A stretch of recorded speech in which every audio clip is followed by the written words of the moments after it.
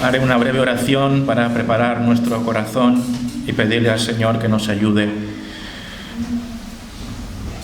Señor, jamás podríamos entender nada de tu palabra si no hubiera sido tu Espíritu Santo quien nos ilumina para comprender. Y no solamente eso, sino que también Él aplica tu verdad a nuestros corazones. Asístenos en esta mañana, Señor, derrama de tu Santo Espíritu de una manera real y abundante y no tengas en cuenta, Señor, nuestros pecados.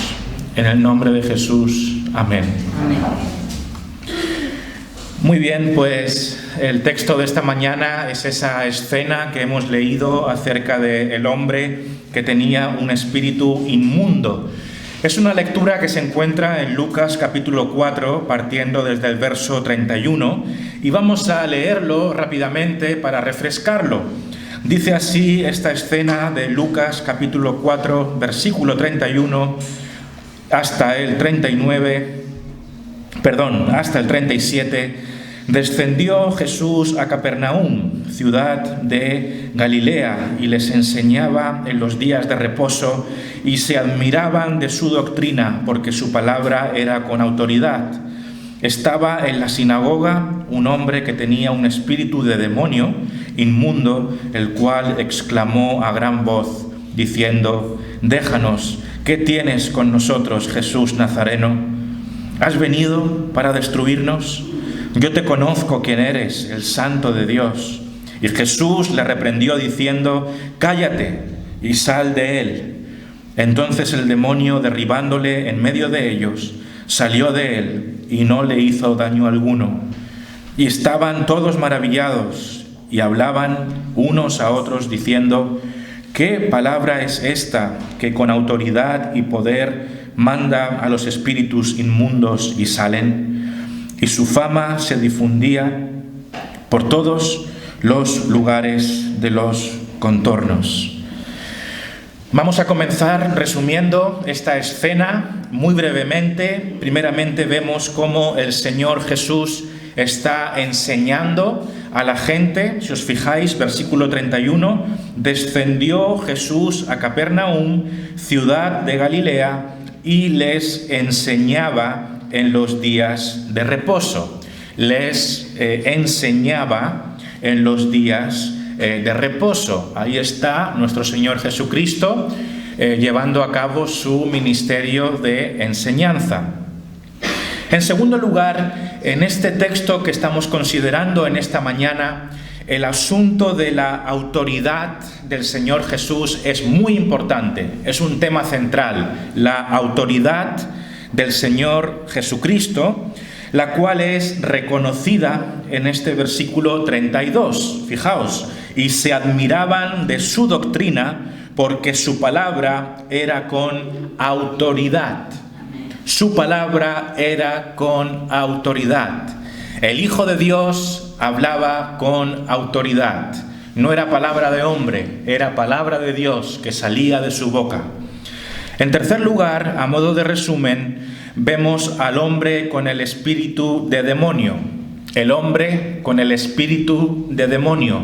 No es la única vez que vemos a un hombre que es preso de un espíritu de demonio.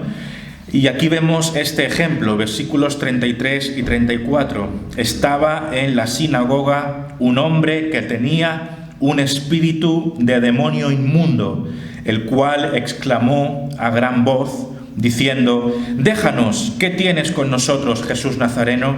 ¿Has venido para destruirnos? Yo te conozco quién eres, el Santo de Dios». Entonces, esta escena se desarrolla en torno a un hombre que es preso de un demonio. Vemos después la expulsión de este demonio, cómo el Señor Jesucristo le manda salir de ese hombre, versículo 35, y Jesús le reprendió diciendo: «Cállate y sal de él». Entonces el demonio, derribándole en medio de ellos, salió de él y no le hizo daño alguno. Nuestro Señor Jesús demuestra su poder, su autoridad, su suficiencia y con una palabra saca al demonio de este hombre.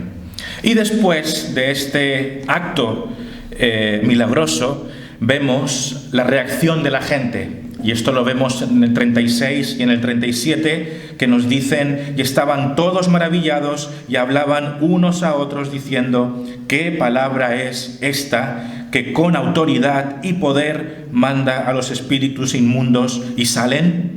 Ahí se resalta una vez más la autoridad del Señor Jesucristo sobre los seres malignos. Bien, teniendo esta foto en mente, lo que ha sucedido aquí, también quiero que nos demos cuenta de que no solo es importante entender el texto, lo que está ocurriendo en la escena, también es muy importante, hermanos, esto siempre tenemos que tenerlo en cuenta, lo que llamamos el contexto, lo que sucede alrededor de la escena. Porque cuando no tenemos en cuenta el texto que está alrededor, antes y después del texto que estamos considerando, si no lo tenemos en cuenta, podemos interpretar mal el texto que estamos viendo. El contexto es un regulador, nos da pistas de cuál es la idea de la carta, de cuál es la idea del Evangelio, el autor, qué secuencia de ideas está teniendo. Entonces, cuando nosotros nos damos cuenta de lo que está después y lo que está antes, eso nos ayuda a decir: ah, mira, como antes está hablando de esto y después sigue hablando de esto otro, entonces lo que yo estoy viendo aquí tengo que interpretarlo a la luz de esas otras cosas. Y muchas veces, en la mayoría de casos, es de muchísima ayuda para poder afinar tu entendimiento, ¿vale?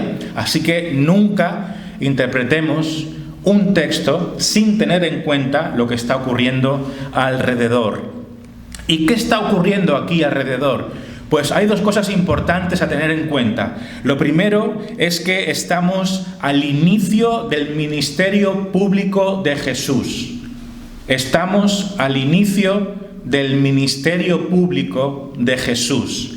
Si os fijáis, estamos ahora en el capítulo 4, versículo 31, pero si echáis la página para atrás y os fijáis en el capítulo 4, os daréis cuenta que el propio capítulo 4, nada más empezar, nos habla de la tentación de Jesús, que es la escena donde él comienza su ministerio cuando es tentado por el diablo, ¿verdad? Y después también nos podemos dar cuenta que el versículo 14 de este capítulo 4, después de esa escena de la tentación de Jesús, nos dice cómo Jesús principia su ministerio. Está al inicio de su ministerio como adulto, ¿no? También es bastante útil darnos cuenta que a partir del versículo 16 tenemos la escena de cuando el Señor Jesucristo abre el pergamino en Nazaret y lee el texto de Isaías. Lo conocemos, ¿cierto? Y cuando él dice que ante vosotros se han cumplido estas palabras. La idea aquí es que el Señor Jesús se empieza a revelar como el Hijo de Dios. ¿Entendéis? Estamos al principio de su ministerio público. Y otro detalle muy importante es que este texto que estamos considerando hoy está en medio de un montón de milagros. Lo que vemos en el contexto son manifestaciones del poder del Hijo de Dios. Y esto también es bien fácil verlo porque ahora estamos en el capítulo 4, versículo 31 al 37, que es nuestro texto de hoy, pero justo después basta con mirar los encabezados, ¿no?, que vienen después. ¿Y de qué nos habla? Pues nos habla de que Jesús sana a la suegra de Pedro, de que muchos son sanados al ponerse el sol. ¿Veis los titulares de los fragmentos que vienen después? Se nos habla de que Jesús predica, pero después viene en el capítulo 5 ¿qué? La pesca milagrosa, y más adelante viene Jesús sana a un leproso y después sana a un paralítico. ¿Veis? La constante es la manifestación del poder del Hijo de Dios para sanar, para sacar demonios, para mostrar su autoridad sobre las fuerzas malignas y sobre la enfermedad. Entonces, esto encaja perfectamente con lo que estamos viendo hoy. Y esto nos está diciendo algo, ¿no? Hay un mensaje conjunto aquí. Tanto la escena del endemoniado como las escenas de sanidad de las enfermedades tienen algo en común. Nos están hablando del poder del Hijo de Dios para sacar fuera aquello que es malo, aquello que es maligno. Aquí vemos la victoria del Hijo de Dios sobre el mal, la victoria del Hijo de Dios sobre la enfermedad. Aquí está nuestro Señor Jesús manifestándose al mundo públicamente. El Rey ha llegado, el Hijo de Dios ha llegado para deshacer las obras del diablo. Una y otra vez se manifiesta este poder, sacando demonios, curando a los enfermos, calmando la tempestad. El poder de Dios y su autoridad sobre todo lo que existe. Esta es la gloria de Cristo manifestada de diferentes maneras. Y así tenemos que entender los milagros que vemos en el Nuevo Testamento por parte del Señor Jesús. Esto nos pone en otra dimensión, ¿verdad? Esto da gloria a Dios porque vemos la grandeza de Cristo y su suficiencia y su potencia y su poder por encima de todo y de todos. El Rey ha llegado. El reino de los cielos se ha acercado. Y esto es lo que tenemos que entender. Dicho de otro modo, lo que estamos viendo en esta escena de hoy y después en las escenas que vienen cuando el Señor sana a enfermos y hace manifestaciones de poder sin igual, lo que estamos viendo es una irrupción, es un evento histórico, y es que Dios ha venido a la tierra. El Hijo de Dios, Dios hecho carne, ha llegado para establecer un nuevo orden, una nueva creación. Hace una irrupción en este mundo y se manifiesta con poder y autoridad sobre el diablo y sobre la enfermedad. Vamos a mirar algunas cosas prácticas aquí en el texto de esta mañana, en esta escena del hombre que tenía un espíritu inmundo. Lo primero que vamos a resaltar es que la palabra de Jesús tiene autoridad. Lo hemos visto claramente en los versículos 32 y 36. Dice que se admiraban de su doctrina porque su palabra era con autoridad. ¿Cómo habría sido escuchar las palabras del Señor Jesucristo? Un hombre que habla con autoridad, un hombre que es diferente, es el Hijo de Dios hablando. Y esta es la palabra que hemos de escuchar y hemos de obedecer. Es la única palabra verdadera, es la palabra a la cual tenemos que someternos. Nos dice el versículo 36, y estaban todos maravillados y hablaban unos a otros diciendo, ¿qué palabra es esta que con autoridad y poder manda a los espíritus inmundos y salen? Por la voz de Dios, los espíritus inmundos obedecen y salen. Qué grande es la superioridad de nuestro Señor sobre las fuerzas del mal. Cállate y sal de él. Y es hecho. Así es la autoridad del Señor Jesucristo. Ahora bien, hay una implicación práctica para ti y para mí en esta mañana. De hecho, hay varias implicaciones, pero una de ellas práctica es si tú te has sometido a la autoridad del Señor Jesucristo. Aquí vemos a un demonio que no tiene otra opción que obedecer al rey, pero todos nosotros, en cierto sentido, claramente, deberíamos ser personas sumisas a nuestro Señor. Has sometido tú tu vida al Rey. Es Jesucristo el Rey de tu vida. Es la palabra de Dios, esa palabra que rige toda tu vida. Hermano, tienes que someter tu vida al Señor. Tienes que entregar tu vida a Dios. No puedes dejar áreas de tu vida al aire.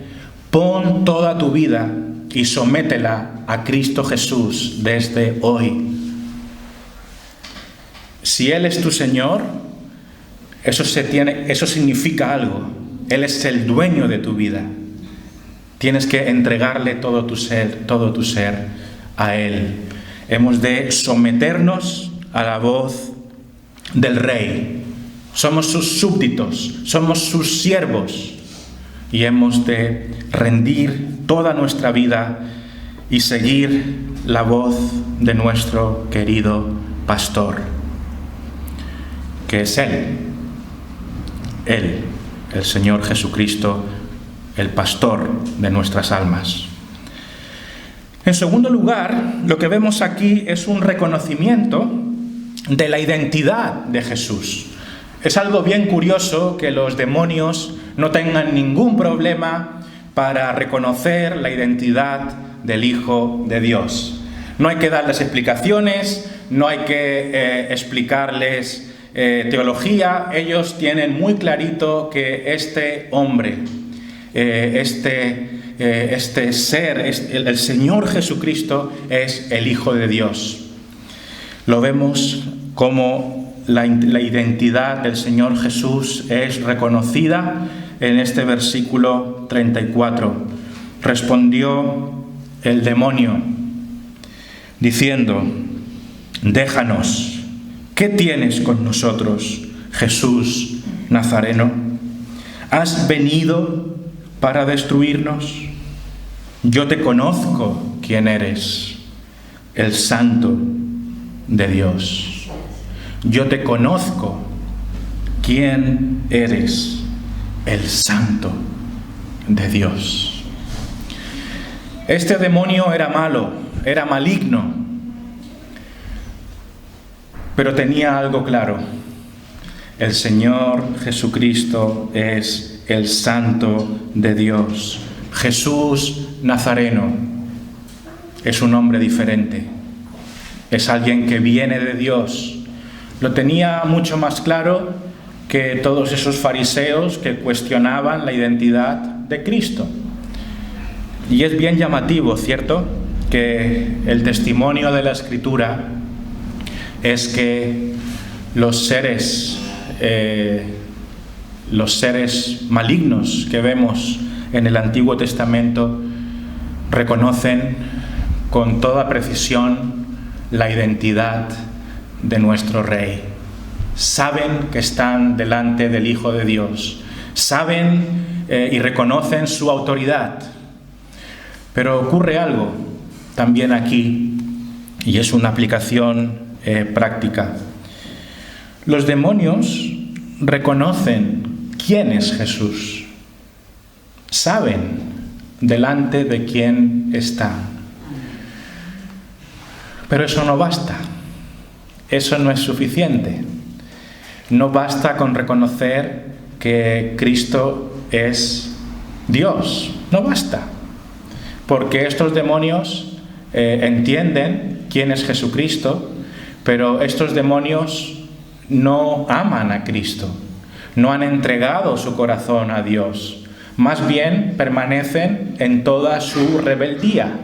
Y así son los seres humanos. Así son los hombres, son igual o peor que los demonios. Como ya hemos dicho muchas veces, por lo menos los demonios entienden la identidad de Cristo y la reconocen. Los hombres ni siquiera eso. Imaginaos lo perversos que son los seres humanos, que no solamente tienen su corazón alejado de Dios a nivel de relación, y es que además de eso cuestionan su identidad. Fijaos hasta dónde llega la rebeldía y la maldad y la perversidad y el odio y el rechazo del ser humano. Dicho esto, lo que yo quiero decirte en esta mañana es algo bien sencillo. No es suficiente con saber acerca de Jesús. No es suficiente. Lo que tú tienes que hacer es abrazar a Jesús como tu Dios, como tu Rey, como tu Salvador, como tu Señor. Tienes que rendirle sumisión, tienes que amarle, tiene que ser todo para ti. Esta es una pregunta bien importante, ¿no? ¿Quién es el Señor Jesús para ti? ¿Es ese Jesús Nazareno del cual hablan en la iglesia? ¿Es ese Santo de Dios de los cuales hablan mis padres, pero existe una distancia entre Él y tú? ¿Es un conocido, no? ¿Es un buen hombre que está ahí, pero que todavía no ha entrado en tu vida y se ha hecho con el control de tu vida? Amigo, esto es lo más importante que tienes que hacer. Ríndete al Señor. Que Él sea el Señor de tu vida, que tú puedas tener una relación personal de amor, de compañerismo, como hijo a padre con el Señor Jesucristo. Esto es lo único que importa. Esto es lo más importante. Que tú tengas una nueva relación con Dios. Ya no como alguien de oídas, no como alguien que te conozco como conoces a una persona por la calle, no. Él ha de ser tu Padre, ha de ser tu Señor, ha de ser tu Salvador, aquel que ha perdonado tus pecados, aquel que está contigo cada día, aquel a quien sigues día tras día hasta el final. Conviértete al Señor Jesucristo en esta mañana. Sométete a Él con humildad y amor. Reconocimiento de la identidad de Jesús. Esto es lo que vemos aquí por parte de este demonio. Otra cosa que vemos aquí es que Jesús vino a destruir al diablo y a sus obras. Jesucristo vino a destruir al diablo y sus obras. Hay una lista larga de cosas para las que vino el Señor. Él vino a salvarnos, Él vino a reconciliarnos con Dios, etcétera, etcétera. Pero uno de los propósitos bíblicos que nos describe la Escritura es que Jesús vino a destruir al diablo y sus obras. Él vino a la tierra para acabar con el mal, y habrá un día en el que el mal ya no existirá jamás. Versículo 34 nos dice, en las palabras de este demonio: déjanos, ¿qué tienes con nosotros, Jesús Nazareno? ¿Has venido para destruirnos? ¿Has venido para destruirnos?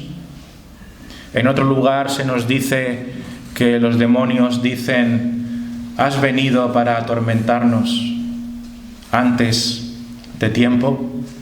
Porque saben que su final ya es seguro. Ellos van a ser lanzados al lago de fuego y van a ser destruidos para siempre. La suerte ya está echada. El final de Satanás y sus secuaces ya es conocido. En la propia cruz, el Señor Jesucristo triunfó sobre toda potestad maligna y el final de ellos ya está destinado y garantizado. Entonces, lo que tenemos que ver aquí es que Jesús vino a destruir al diablo y sus obras. Ahora bien, lo que observamos en esta escena es una expulsión, ¿no? El Señor Jesús saca a este demonio del cuerpo de este hombre y le dice: cállate y sal de él. Y dice la palabra que el demonio, derribándole, refiriéndose al hombre que estaba poseído, ¿no? Derribándole en medio de ellos, salió de él y no le hizo daño alguno. Es decir, en medio de esa sinagoga estaba este varón que tenía a este demonio en su cuerpo. El Señor le dice: cállate y sal de él. ¿Y qué ocurre? Pues lo que ocurre es que este demonio sale de la persona, esa persona cae al suelo, pero no sufre ningún daño, simplemente es como un salto que da y queda liberado y está todo bien, pero el demonio es expulsado. Esto es una escena de una liberación. El Señor Jesucristo saca al demonio, pero es mucho más que esto. Lo que tenemos que entender aquí, hermanos, es que no se trata solamente de una liberación o una sanidad de un hombre.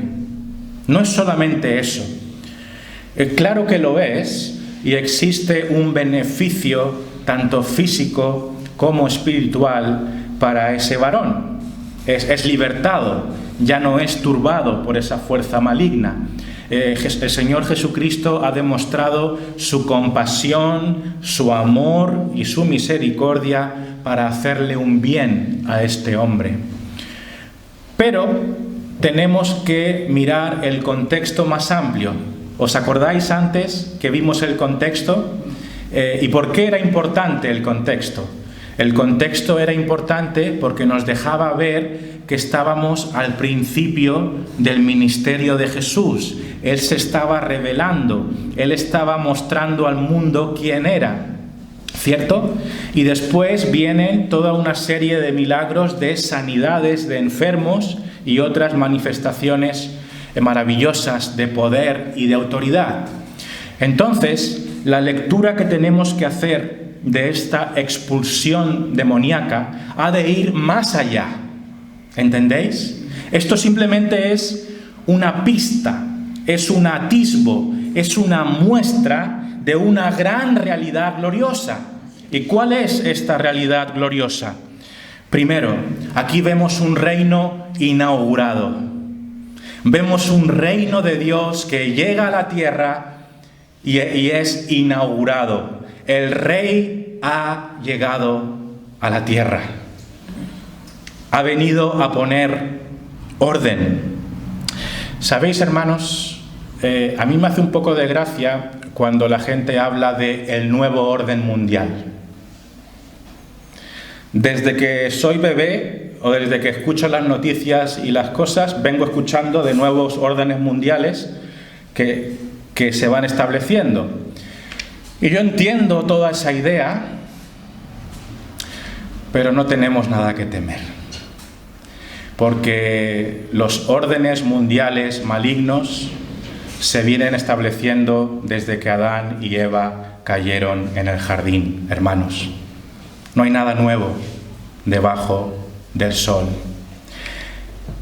El nuevo orden mundial de la que la gente habla es simplemente el viejo orden maligno de toda la historia, nada más. Simplemente que viene en forma de diferentes ideas y de diferentes énfasis. Eso es todo. Pero no hay nada que sea nuevo aquí, de nuevo orden mundial. No sé si entendéis lo que quiero decir. El que de verdad vino al mundo para establecer un nuevo orden mundial es el Señor. Ese es el verdadero nuevo orden mundial. Una nueva creación, una nueva vida, un nuevo pueblo, una nueva Jerusalén, un nuevo futuro eterno, una nueva gloria. Ese es el verdadero nuevo orden mundial, el reino de Cristo. Así que, hermanos,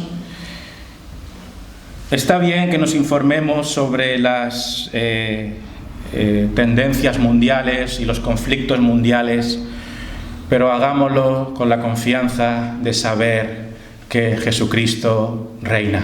Amén. Jesucristo es Rey sobre todo lo que sucede. Estamos aquí ante un reino inaugurado. Un reino inaugurado. Jesucristo viene a la tierra, el reino de Dios se acerca a este mundo, ¿verdad? Y el Señor empieza a dar muestras de ese nuevo reino. Empieza a demostrar cómo Él va a arreglar todo lo que existe. Él coge a los demonios y los expulsa. Él coge las enfermedades y las sana. Él está diciendo, así es como va a ser el reino de Dios. ¿Veis? Es un nuevo amanecer. Es un nuevo amanecer. Lo que vemos aquí, en este demonio expulsado, es un nuevo amanecer mundial. Porque es el reino de Dios mostrándose. Y así es como tenemos que interpretar los milagros del Señor Jesucristo, cuando Él limpia enfermedades, saca demonios, muestra su autoridad. El Rey está demostrando destellos de su reino que un día va a ser consumado. Guardemos esa palabra en nuestra mente, hermanos, este concepto, el reino inaugurado. Ese reino comienza ¿cuándo? Cuando el Rey llega a la tierra. Hoy estamos viviendo en el reino. La respuesta es que sí, aunque no del todo, ¿cierto? Porque estamos esperando también el reino consumado.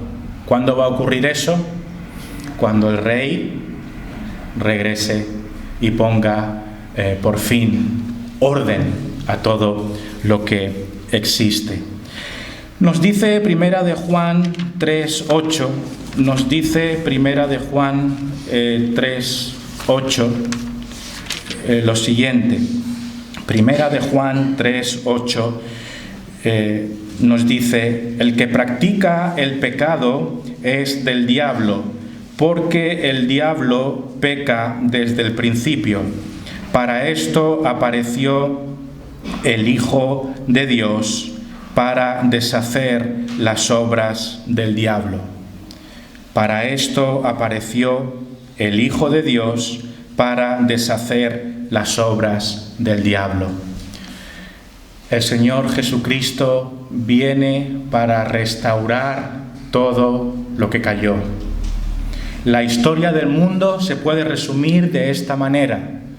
El Señor creó un mundo perfecto, ese mundo cayó en el pecado y ahora viene el Señor Jesucristo para restablecer ese reino, para que sea perfecto para siempre. Esto es lo que vemos aquí. Creo que es muy importante que aprendamos esto cuando nos acercamos a estos capítulos, ¿no?, en el que vemos estas sanidades, estos milagros. Siempre hemos de tener esa foto grande, porque todas estas manifestaciones nos hablan del nuevo Rey y de su reino. Aquí vemos también una victoria sobre el mal. victoria sobre el mal. De hecho, podemos conectar este evento de esta expulsión maligna con el Evangelio, ¿o no? Porque ¿qué es el Evangelio sino una victoria sobre el mal? ¿Qué es el Evangelio sino el hecho de que Jesucristo libera a los pecadores del control del príncipe de este mundo?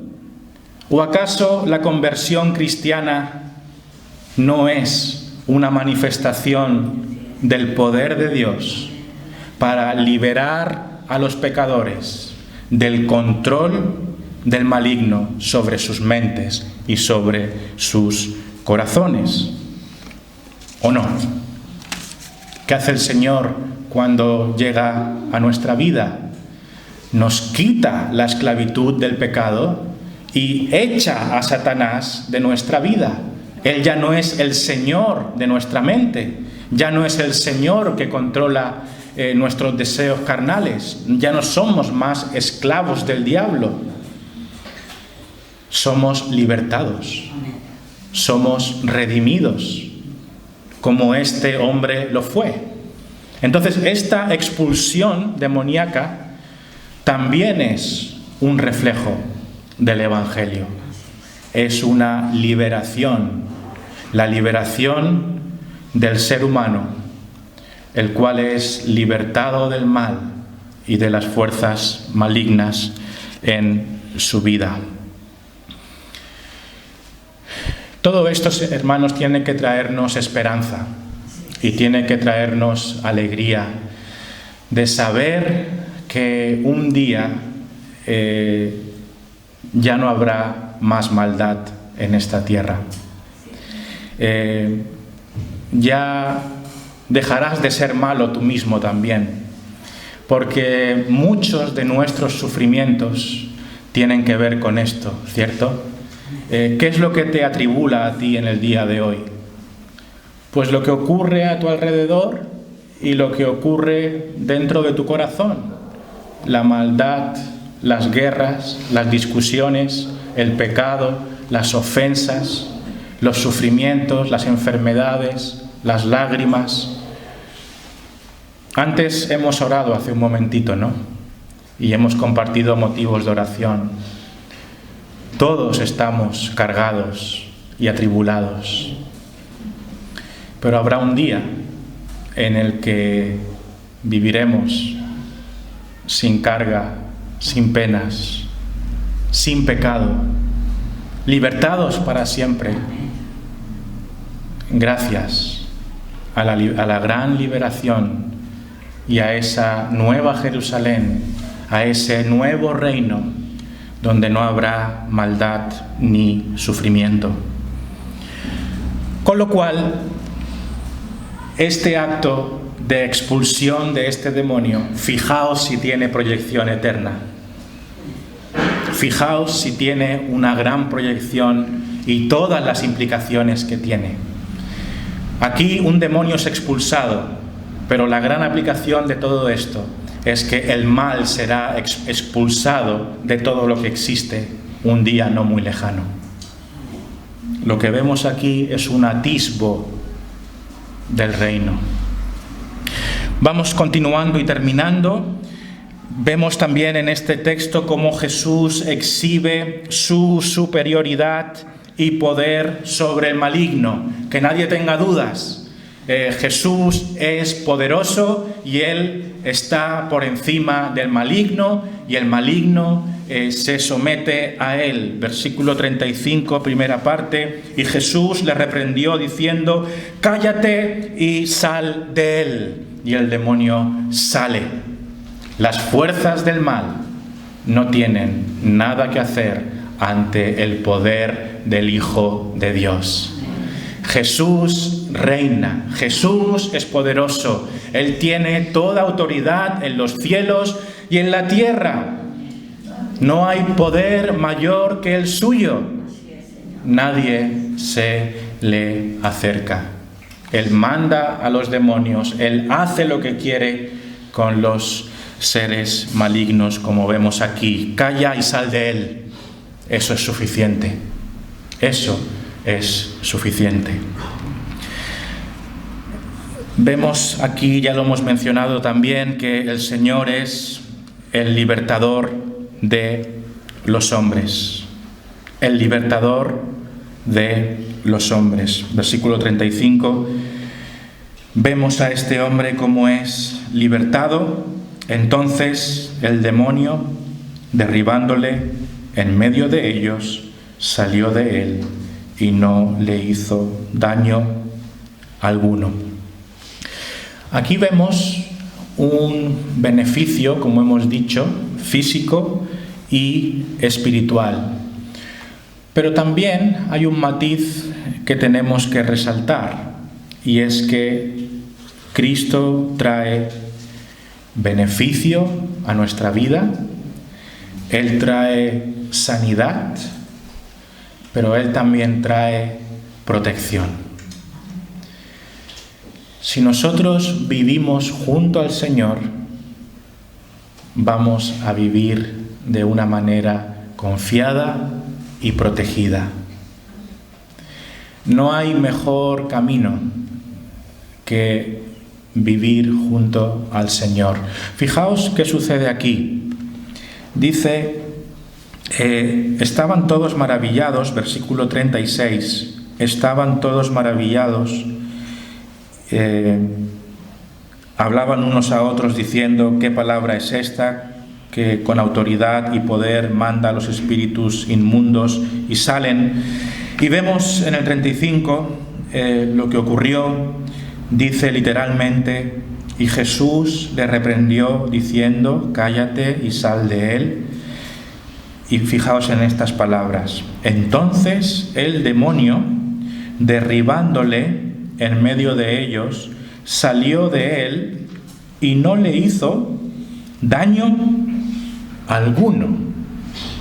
No le hizo daño alguno. Bueno, esto tiene su importancia, hermanos. Tiene su importancia. ¿Por qué? Porque el Señor Jesucristo no solamente libera a este hombre, también le cuida.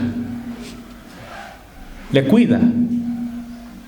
Porque el hombre cae a tierra, pero dice la palabra de Dios que no le hizo daño alguno. No le pasó nada. ¿Y por qué no le pasó nada? Porque Jesús quiso que no le pasara nada. Porque Jesús es bueno. Porque Cristo es tierno y le protege de todo mal. Este demonio podría haber salido de manera violenta y podría haber lanzado a este hombre contra la pared y que este hombre tuviera un accidente o que cualquier cosa, ¿no? ¿Qué ocurrió? ¿Qué ocurrió ahí? Ahí está el Señor Jesús mostrando su amor, su ternura, su cuidado por las personas. Y es lo mismo que Él hace por ti y por mí.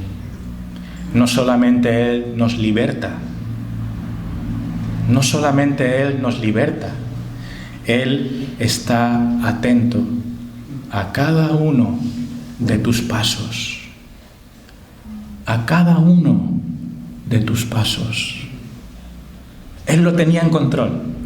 Él le dice al demonio, sal, pero de alguna manera Él tenía el control hasta de ese segundo de lo que ocurrió ahí para que ese hombre caiga al suelo sin ninguna herida. Esa es la mano de Dios, protegiéndole. De la misma forma, nosotros estamos plenamente protegidos en las manos del Señor Jesucristo. No hay mejor cosa que vivir bajo las alas del Señor. Amigo, ven al Señor. Vive bajo sus alas. No te marches de Él. No te alejes de Él. No hay mejor lugar que estar junto a Él. Él trae beneficios a nuestra vida. No es que tengamos que ir al Señor buscando los beneficios. Primeramente hemos de buscarle a Él. Pero estar con Dios trae beneficios a nuestra vida. Trae liberación, trae sanidad y trae protección.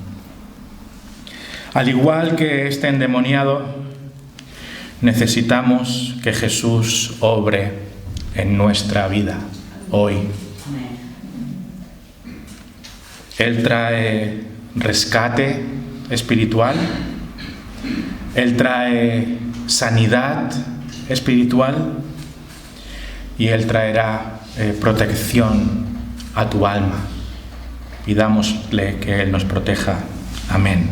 Amén.